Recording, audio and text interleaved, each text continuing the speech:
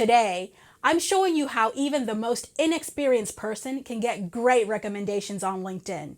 And it's pretty simple. This video was inspired by one of my former coworkers. He's hands down one of the most incompetent people I've ever worked with, but he had a ton of great recommendations on LinkedIn. Meet Chad. He's not a bad dude, he just sucks at his job. He might not have the skills, but he does have the audacity. When it comes to getting a job, he's a pro. I've learned a lot from Chad. Anyhow, Chad would mess up at least once a week. And I'm not talking about the small mistakes that we all make. I'm talking about lots of money lost, clients pissed off, huge mistakes. I always wondered how he managed to have such positive reviews on LinkedIn. There were a few instances where Chad actually did a great job. People were always so surprised they would make it a point to let him know. One day, I was on a client call with Chad and he offered a great solution to the problem we were having. After the call, I let him know he had done a great job. Guess what happened next?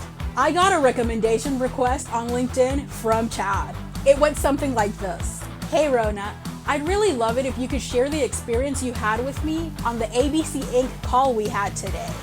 Look, that's the day I learned how Chad had such positive recommendations on LinkedIn. He wasn't afraid to ask for them. He jumped at the opportunity right then and there. That's when I decided I'd never hesitate to ask for recommendations again.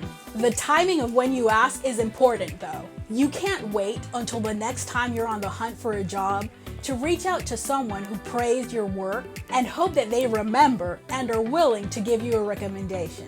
You have to ask for it when it's fresh on their mind.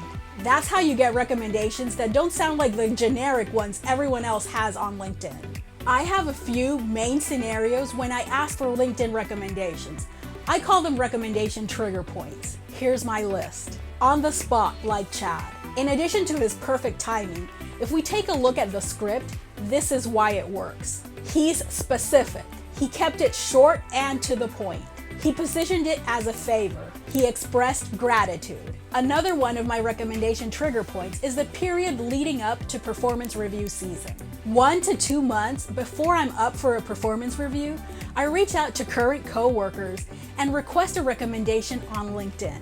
In addition to gaining a new LinkedIn recommendation, I'm able to help them prep to give me a good peer review, which in turn helps me get a raise. My last recommendation trigger point is after you've given notice at a job. Your last week at a job is a great time to ask coworkers to recommend you on LinkedIn.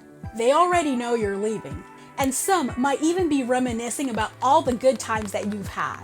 So this is the perfect time to get them to put that on paper and help you with future job searches. Don't suck at your job like Chad.